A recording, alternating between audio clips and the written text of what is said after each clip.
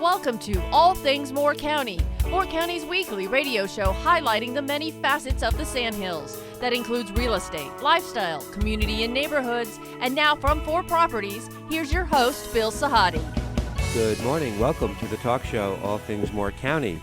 Dorothy, I feel like we're going back in time today because I remember in the 12 years we've been doing the show, there always used to be a show I would walk in on that was taping. Yeah. No, they were live. Oh, they were live? They were live. And it was a golf show. Yes, it was. Called Tea Time. Yep.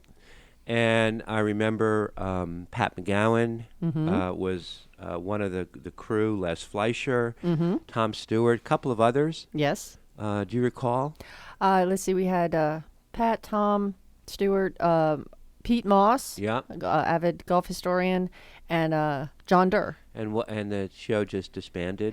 Yeah, they all getting into their retirement and started feeling like coming in to do a weekly show was more like a job, and they were just like, let's step back. And, they just kind of let it go, Okay.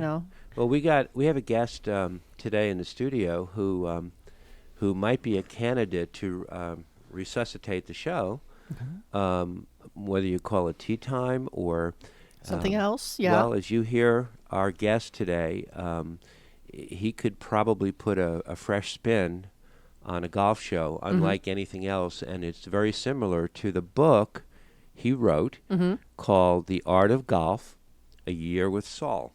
Okay. His name is Rob Yeager, R.A. Yeager, and I had the chance to read the book, and when I first heard the title, I thought, The Art of Golf. This would be something esoteric. This would be something deeply philosophical, and would talk about, how the First Tee uses the expression, they use golf as a handle to teach, coach, and discipline. Yes. And I was kind of thinking I was going to be getting some life lessons.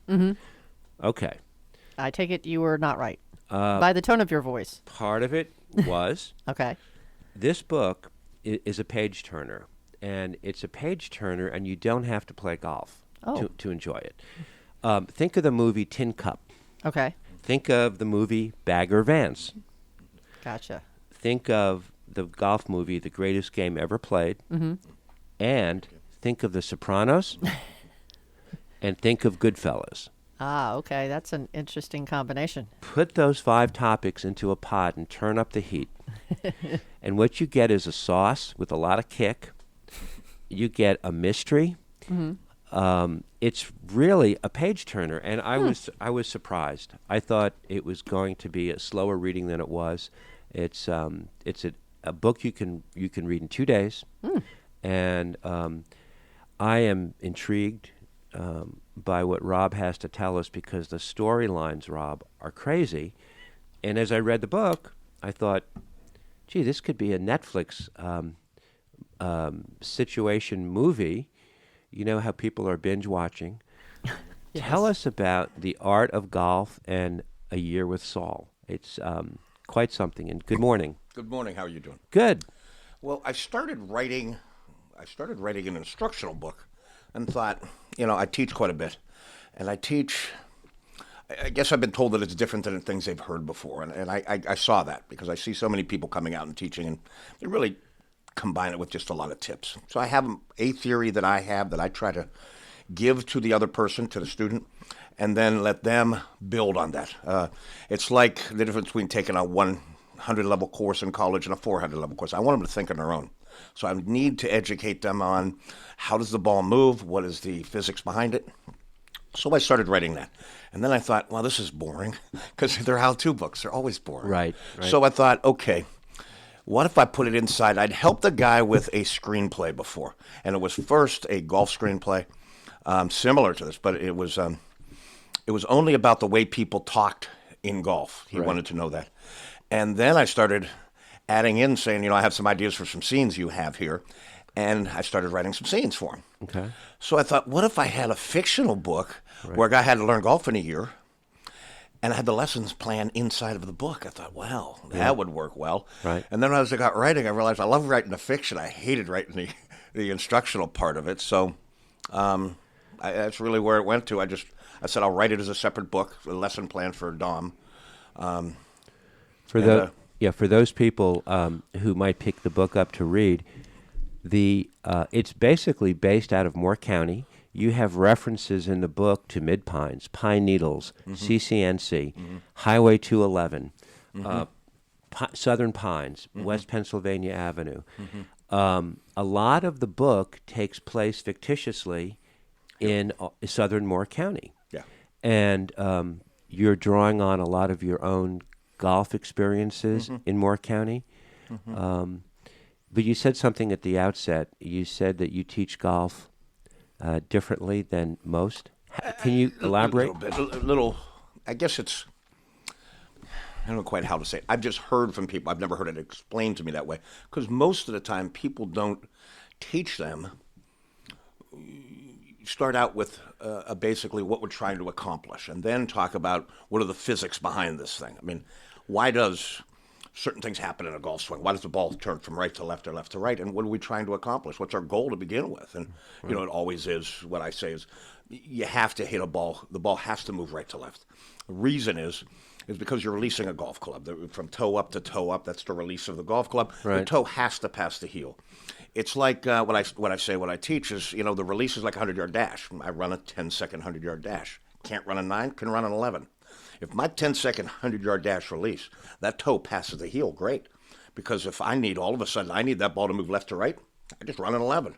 I could slow it down by right. gripping it tighter. Right. But if my fastest release is a Trevino, everything's a fade, that's all I'm going to hit. I can't run a 9 today. So we start out with these kind of theories, and we, like I was an All-American, and I went to see a teacher in Western Pennsylvania at Oakmont, and I got a chance to work with him, and he said, I get you got to change everything. You can't play. And I said, you got to be kidding me. He goes, nope. So I said, yes, I'll change everything. And, he's such a good player. It's Bobby Ford, and he's so good that I just did what he said. And he said, do one thing. Bob and Ford, we move on. I've met him. He's a wonderful guy, isn't he? He's originally from Philadelphia.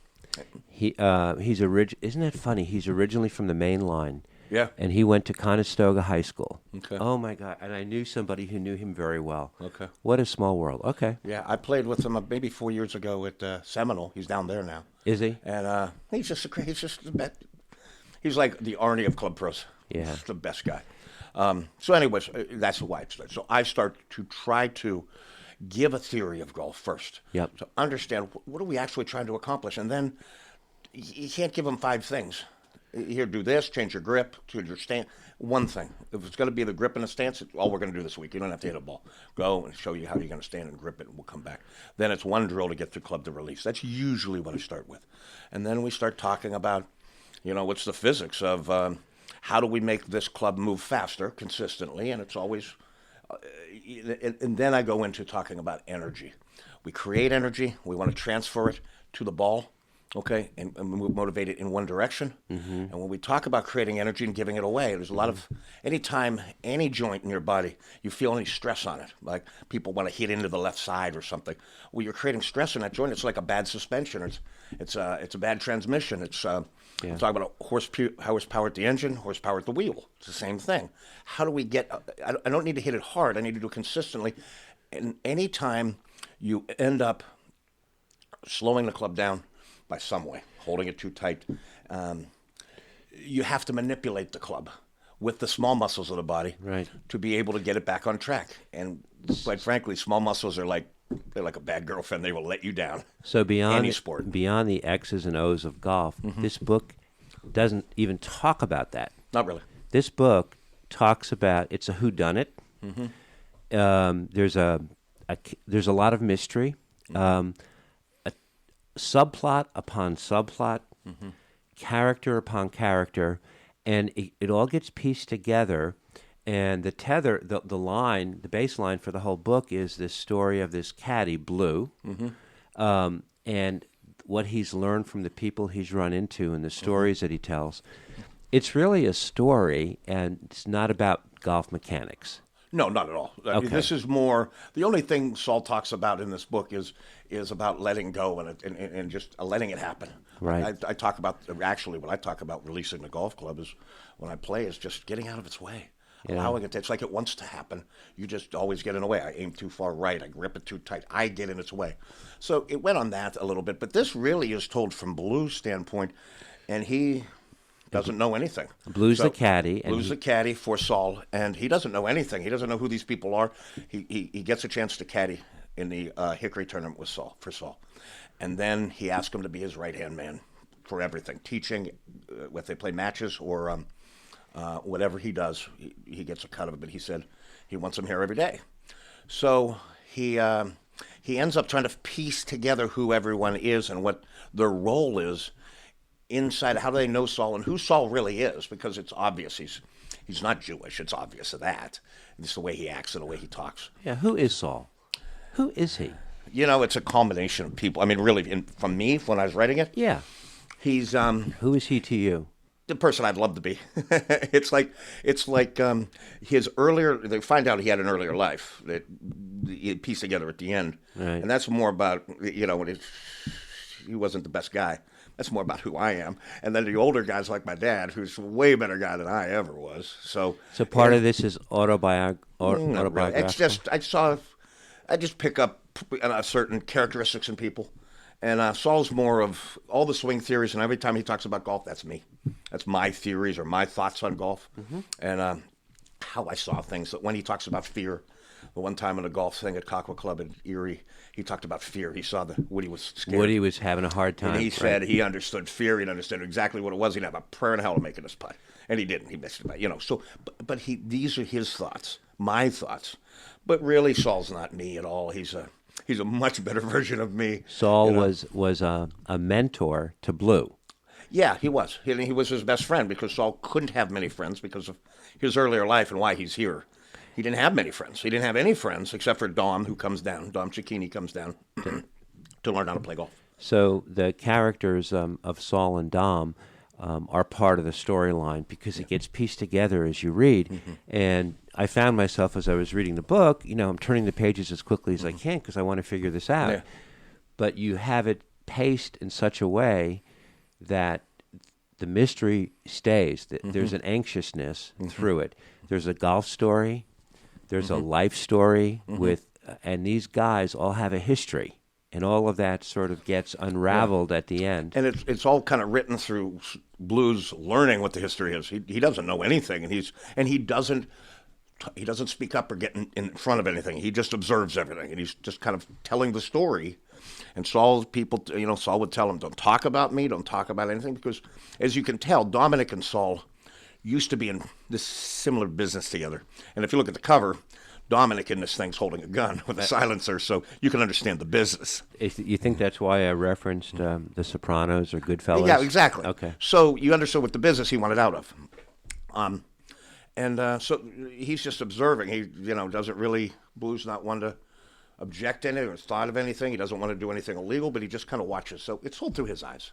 Yeah. So, and there's some people that are in it that are still in it that I asked them, "Do you want me to keep your name in it?" And they said, "Yeah." But Al Williams. There He's a was, guy here locally. In talking about Saul as the mentor, there was something that he said to Blue, which captures the way he taught. It's on page 65. Okay. Can I read it? Yeah, please. Golf isn't something you do. Once you have the skills in place, it's something you allow to happen. Just get out of the way. Golf is a romance. It's the love of your life. That's how it's to be treated. It will treat you the same. It's a place void of violence. It's a slow dance. It's beautiful. So how many golfers here grew up with the game and have stories to tell about how much they learned from the game of golf and how it applies to life? Oh, God, yeah. We never forget. I started at 5, and it's the only game I could actually relax on. I'm kind of a high-strung guy and am passionate about certain things. Yeah. But I played golf with my girlfriend when she walked with me, and she wondered who I was. She asked me what I did with her boyfriend because I just relaxed there. It's just so beautiful. You and I first spoke on the phone before we met, we both shared some stories that we both grew up as caddies. Yeah. I started when I was about 13. I had to pay my father back for wrecking his car, which I took out illegally. It's a true story. And he just said, now you're going to work because I'm not going to pay for this. Yeah. And he dropped me off at this golf club, and I was the size of a golf bag. Yeah.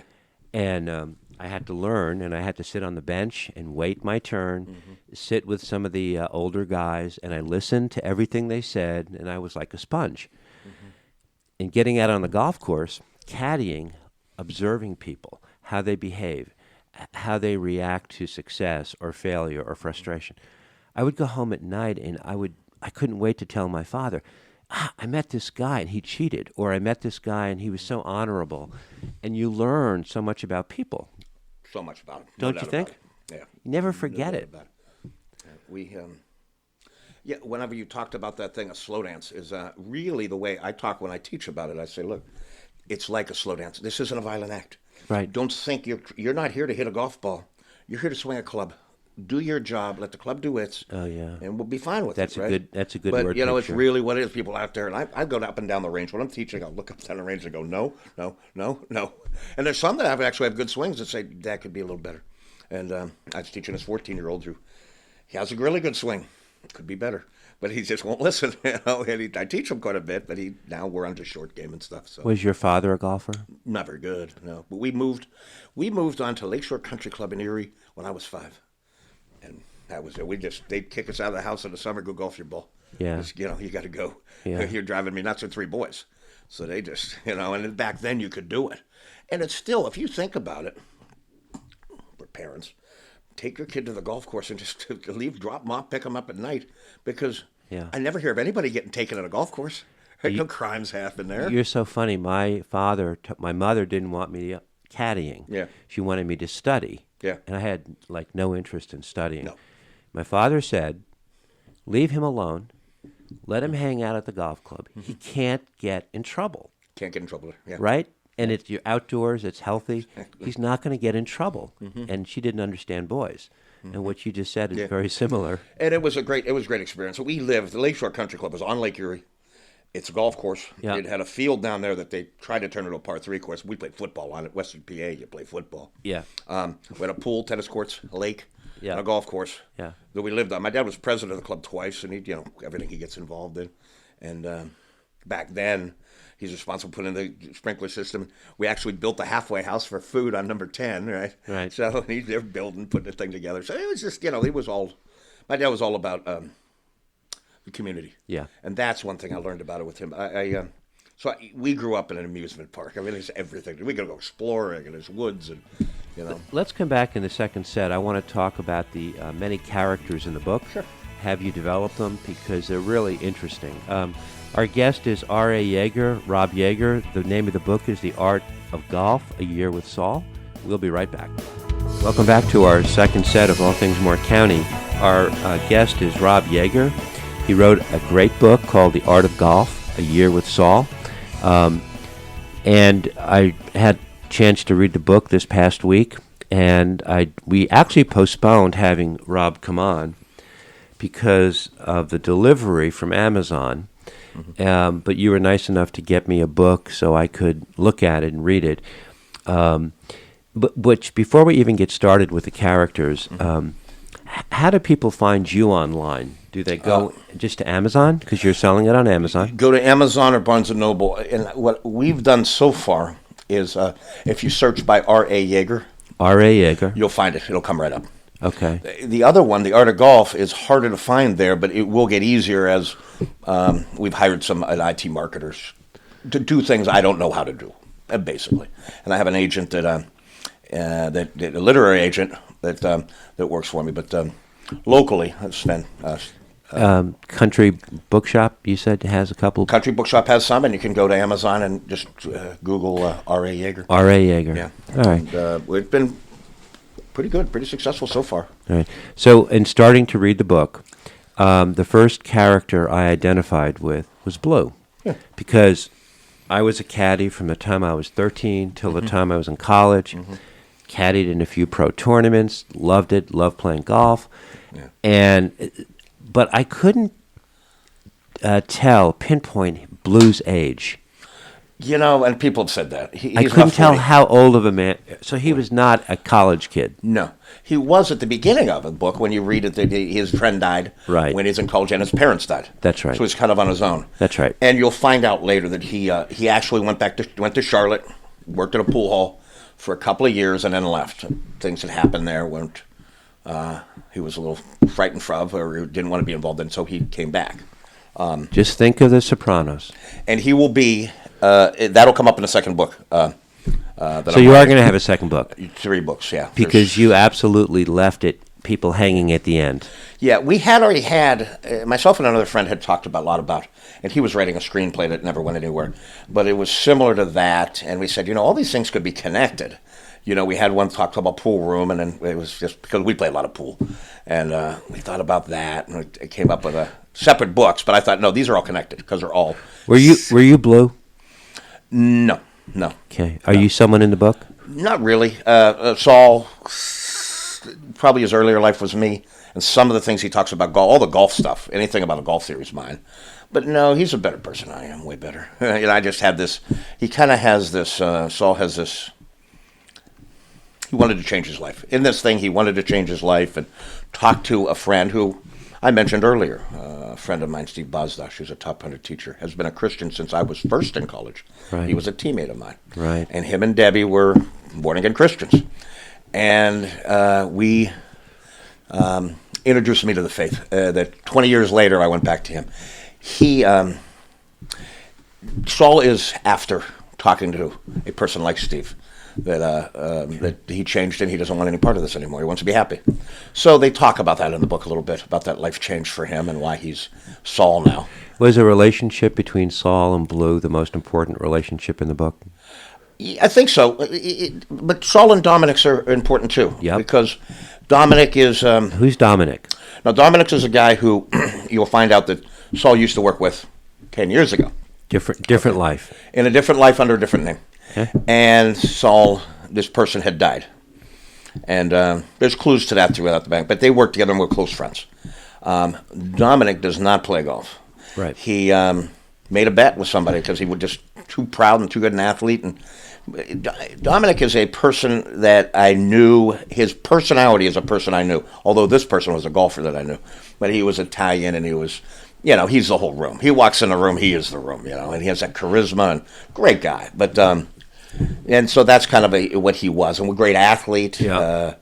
And so, and that's what, I just took it off that. I knew this guy, and I respected this guy that I knew, and I wanted his personality in it. So tell me the macho story about Dominic and Woody, because the way that thing mushroomed. Yeah, well, it turns out, can I go ahead and say exactly why? It turns out that Dominic was in a car with Woody's wife whenever they got in an accident and she died. It appears that way. It wasn't, but it appears that way. Okay. So, and at the end, we show exactly what happened, but that's kind of the reason they don't like each other. They hate each other. Woody hates him. Not only lose his wife, but it looks like they were having an affair. Right. So they hate each other. And Dominic makes some comment that starts the whole thing in motion was, you guys bitch and moan about golf every day like golfers do, right? Get in, and he would go to his club as a social member just to talk to his friends. And he listens to him, he gets drunk and says, I beat any of you in a year, you give me a year to practice. Right. And basically, Woody says bullshit. Starts it and they make a bet and rules are set up. And so that's basically how it started that he came down here. So then Saul and Dominic hooked up. Mm-hmm. And Dominic has to learn how to play golf. So Saul had to teach him, and he had a year to do so? And that's where, what I said, I started, it was an instructional book. But Woody was a 4 handicap. Yeah. How do you beat a 4 handicap in a year if you don't play golf?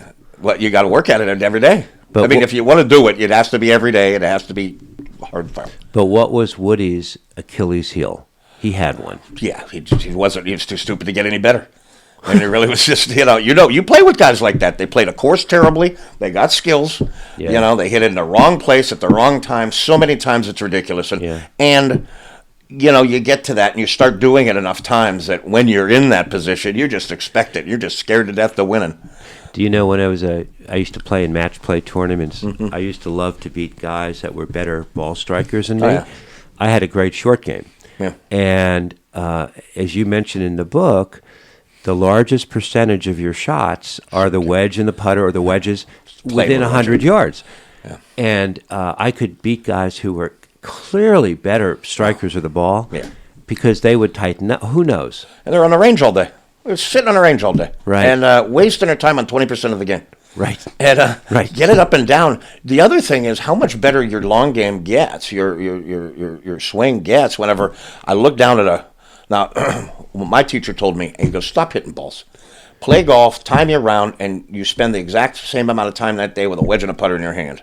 So all of a sudden, I look down at I got 180 into a green, and I look down at the green with a couple of traps, and said, unless I plug that thing in the lip of a trap, it's just pars and birdies sitting down there. I don't know how I can not do it. So I aim it and hit it. No fear. Because you don't have to worry so much. If you don't hit the green in regulation, you can get up and down. My buddy Steve Buzdash said, what's weird is when you were a freshman, you get on the green, I breathe a sigh of relief because you're making nothing. And then I started working with Bobby Ford at Oakmont, and he said, man, you're the scariest putter I ever met. Because I thought I could make anything. And I tried. I mean, I didn't try to. I just said, I know I can hit it in a 2-foot hole. There's a 2-foot circle. There's a hole in the middle of it. It might go in. So I'm going to hit it here and just hit it. I didn't think, if I hit it by, I'd just make it. When we started the show, I referenced the movie Tin Cup.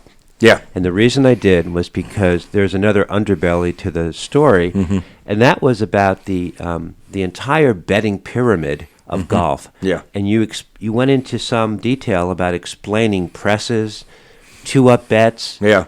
The kind of Match money and that medals, yeah, and you really went into that in some detail. And then one thing we played a ton of in my day was Vegas. We played Vegas, which was a you could go poor in that game. Right. So it's anyways, a lot of people know it. So I tried to explain it. I think I even had a scorecard in the book explaining what Vegas was. Yeah, you did. Yeah, you did. And it was just for that reason, because it can double pretty quick. I didn't look at the scorecard because I wanted to get to the next page to keep reading. Yeah.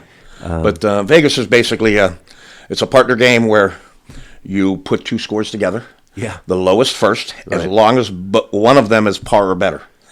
If they're both over par, you take the highest score first. Right. So if you lip out a putt for par and your buddy had made a 9, you're 949 go to 94, 95 pretty quick. And 95 at $5 a point, you can get poor quick. And every press is just doubling the bet. Yeah. So it was, I tried to explain that, and then I like to play a lot of match and medal games instead of a Nassau. And I played match in my 18-hole match, 18-hole medal. I played that a lot. Yeah.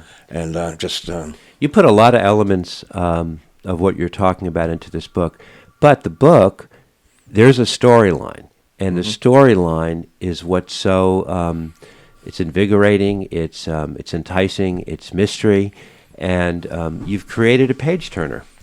We're going to come back. We're running short on time in this set, but R.A. Yeager wrote the book, The Art of Golf, A Year with Saul. It's a fun read. It's a fun sport. And Dorothy, it makes me miss the show Tea Time. I bet it does. Just where people were talking about golf, because reading this book was sort of like a conversation you'd have in the clubhouse. This is All Things Moore County. We'll be right back. Welcome back to our final set of All Things Moore County. Our guest is R.A. Yeager. Rob wrote the book, The Art of Golf, A Year with Saul. It's a great read. It's fun. Does not have a lot to do with the mechanics of golf, but a lot to do with life lessons, the philosophy, and a lot of drama and mystery. I'm telling you, this could wind up being on Netflix. People would watch it. yeah. Before we start, I have a question. You've been around golf all your life. There's an expression about a person revealing their character on the golf course. Yeah. Do you agree? Oh, good, yeah. Isn't that crazy? Oh, yeah. I mean, I can even look back at my life as I grew and matured, how much different. I was such a hothead when I was a kid. And talk about Bobby Jones, we were talking about earlier on the break. The movie is Stroke of Genius, yeah. Yeah, he was a hothead when he I was didn't know very, that. very young. Yeah. The first British Open he played, he hated it. I mean, he walked off. I think he walked off, but he just was really upset. Yeah. And visibly upset to people. Yeah. And it wasn't taken well. And since then, he matured there too. But yeah, I see myself as a kid playing in tournaments. I'm playing in city tournaments and state tournaments at 14, 15, and oh man. You can tell a lot about Yeah, a lot about you people. You mature, and Yeah, I remember being disappointed as a kid looking up at these adults who were, peers of my dad, and I would say, "Oh my gosh, they're not acting like adults. They're Yeah. they're kicking the ball. They're improving their lie," and and I would be so disappointed. But that's how you learn that the little kid in everybody comes out. Yeah, it's funny because you see in golf cheating is. Oh. You get caught cheating, forget about it. Nothing you do makes any sense anymore to you. But in all other sports or something, if somebody an organization gets caught cheating, they're like, well, everyone does it. Or there's some excuse for it. And it's like, well, no. Nothing you do is taken for granted. Because you really believe the time they got caught was the only time they ever did it? No, they're cheaters. In golf, you get caught cheating, you're a cheater. Nobody, whatever they shot, whatever they did in that tournament, nobody really believes it. You're just known as a cheater. We had people I grew up with, lived down the street, the brothers. Boy, they were cheaters. And you got caught a number of times, but they'd go through the denial. I remember as a 15-year-old kid, I was caddying for this husband and wife in a mixed golf tournament. Yeah. And his name was Barrett Border. I'll never forget it. And to this day. And he was, an 18, 19 handicap. And he could have a good round and break 90. But more often than not, he would 100. And he was having a really tough time on this par 5 in this competitive tournament, and I was his caddy, and he was not having a good time of it. And when he got to the green and he putted out, the other gentleman said, "So, Barrett, I have you down for an 11. I'm sorry." Barrett said, No, let me correct you. I had a 13. And he explained why, because he said his ball moved somewhere in the fairway that no one was around to see. And I just remember going, wow. Yeah. And he called it on himself. I was so impressed. But he called it on himself like he took pleasure in the fact that he was so ridiculously honest. I never forgot that. And no one knew. Anybody would have said you had an 11, you're out of your misery. Nope, I had a 13, he said. Yeah. He was very professorial about it. I know people like that, and you respect them. Yeah. In everything they do. Then they may not even be golfers; they're businessmen or he was exactly that way. My dad was that way. Is that right? Oh, ridiculously honest. Yeah, ridiculously honest. And I'm growing up as a kid. Yeah. You're not ridiculously honest as a kid, because you get in trouble what if you tell the truth at the time. Yeah, because I was trying to get away with a lot of stuff when I was young. Yeah. So right behind you. He just shook his head. You have you talk about a lot of matches with the characters that you've developed and how they react and respond on the golf course. In particular was the match with Dom and Woody. Dom had maybe that was not the match you wanted to talk about. No, either of the matches were good. I mean, the one with Dom and Woody at the end, whenever I talked about any of the matches, I only talk about 4 or 5 holes. Yeah. Because nobody wants to go 18. Right. There's only really in any match I've had, there's only 4 or 5 holes that really mattered. The rest are a bunch of pars. I don't want to hear about pars. So I think the one you thought about was the one at Aqua Club in Erie where Blue was actually up there playing in a tournament, and Woody, and he didn't know he was going to see Woody, and he realized at the time that he's here to find out how good he is. That's right. That's the whole. It was all Saul set him up. Yeah, everything's set up, and Blue's understanding. He's just looking forward to saying, "What is the next reason I'm here?" He knew it was always a setup, but that one is when he had a putt on 18, and he realized he ain't gonna make this, but he just saw it, and all of a sudden it was weird because I started writing, and I started thinking about fear. I said, "Well, he's scared to see," and then all of a sudden this idea of what fear is came out, and it's just I talked about this beast, right? The doubts, you're feeding this doubts, more food for the beast. And the more I was started thinking, I remember playing a tournament, and I'm ready to hit a putt, and I'm thinking, the more I thought, the worse. And I realized I'm over this putt thinking, just hit it, you ain't gonna make it, because you're just so scared. So anyway, I was younger, and you learn how to just pick, I learned how to get through that, where I said, look, I'm on a driving range, I'm on a putting green. I'm picking targets, I'm hitting shots. Right. Nothing to do with it. If it goes in, it goes in. It doesn't go in, it doesn't matter. Right. All I can do, the only thing I can control is hitting this ball to that spot or hitting this at that tree or, whatever I want to do. That's all I got. Everything else is out of my hands. And wherever it goes, we're going to have to go hit it anyway. There's no reason being mad. But as a young kid, no, I was so scared. I realized I pulled it back and hit it. And he didn't come close. And he did that when I described the fear. He didn't even come close at all. Had no chance of going in. And then he goes up and hits the next one from 5 feet and knocks it in. I've done that too. where you're so glad to be out of the moment and all this fear. You go and tap it. It's what he should have done the first time. Right. So, yeah. Exactly. Because Yeah. you're not thinking about it too much. You're just doing Exactly. it. In addition to the book being entertaining, one of the things I liked the most about the book was it took me back to my relationship to golf as a kid in my formative years, Yeah. and how much it meant to me, and how we could apply the lessons that we learned in things other than golf in our lives. And I don't play anymore. I've had a surgery here or there, but the influence that golf had on me in my business, in dealing with people, it's as real today as it was when I was 20. Oh, yeah. And the book took me back to that. And and that's I why also liked it. I think back about my childhood in growing up, even in my early 20s, the people I met there. Yeah. They still stick with you years later. Right. The way things they said. And at one time I was playing with a person that holds the last name as Dom, that has that personality that I was friends with. And he looked over at me in the sixth fairway at Cockwood Club. And he looked and goes, and this Cockwood Club, you got to understand, this is like Augusta. It is beautiful. Great private club there in Erie. And he said, do you have any idea how lucky we are to be here right now? Right. And I'm like, yeah. And he stopped me to make me realize, it ain't going to happen like this all the time. You're going to end up, unless you're willing to pay for it, you probably end up at a Muni course or, up here. And it's just, this is so beautiful. And it's such a good course that, you just really appreciate it. And the relationships I made and what they taught me. Yeah. What they taught me about other people, too, I think. As you've evolved in your career, you're not a career writer. This was a first for you. First time. I had helped write. I wrote some commercials. Wrote some golf commercials that because I don't find golf commercials funny at all. I mean, there's no funny golf commercials. And I'd always watched commercials and said, oh, they did it wrong. My first one that I looked at, I must have been 11 or 12. It was a McEnroe commercial, American Express.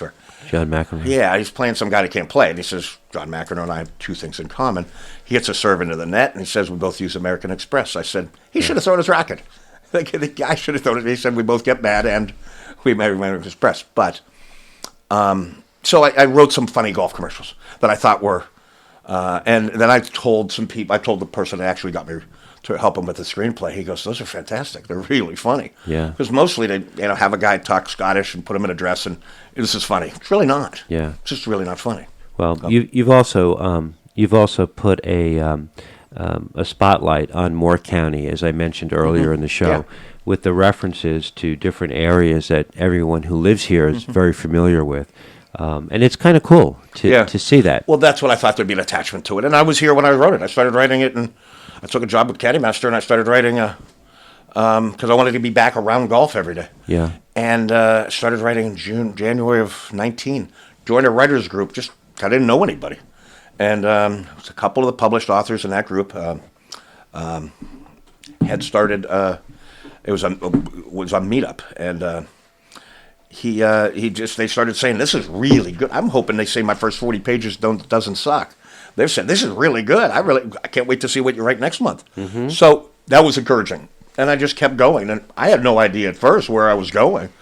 Halfway through it, all of a sudden I come back in the morning, I got a day off, and I realized, oh my God, I have the ending. And the ending that's in the book now, I thought of the one at Pine Needles took place. All of a sudden I thought of it. I know exactly how it ends. This is perfect. So now I had a destination. But before that, it was just a bunch of small skits, kind of piecing it together, going somewhere. Yeah. I didn't know where the road was going to take me. Well, the last couple of words of the book tell me there's a sequel coming. Oh. Blaze, it's Al, your godfather. We've got a problem. Yeah. End of story. Blaze was blue. Yeah. Blaze was blue. So Saul named him blue. Mm-hmm. Again, tell me where people can go. They just search R. A. Yeager, Yeager. Yep. And on Amazon. Right. And you can get it there. Go to the country bookstore. Right. Down here. And I gave them some books, and I'll be giving them more. And it's also on Barnes & Noble. I have not searched for it there yet to tell you how to find it there yet. Okay. But it's, either The Art of Golf, A Year with Saul, or R.A. Yeager. Probably my name it'll come up with. Now, like I said, these are This is internet stuff that an IT guy does, like Sven, but not me. He'll help you. Don't worry. I'm hoping. I know. That's Ben Schaefer. I appreciate you coming in. I wish you the best of luck. Thank you. I'll wait for the second book. Great. And maybe you'll be trying to sell the script somewhere. You never know. I have an agent that's his job, to sell whatever. I'm just trying to motivate as many sales as I can and to get more people interested. And I believe this has a tie together, not just with golf, but it's an interesting book. It is. That is a mystery, and people all of a sudden get an inclination. Maybe I should try to play golf, or if you can just introduce people to golf, that's what I like, because you can play it for a lifetime. We enjoyed having you on. Well, thank you so much. It was really fun. I had a good time doing it. And I've loved the book. This is All Things Moore County. Everyone, have a great week. Thank you.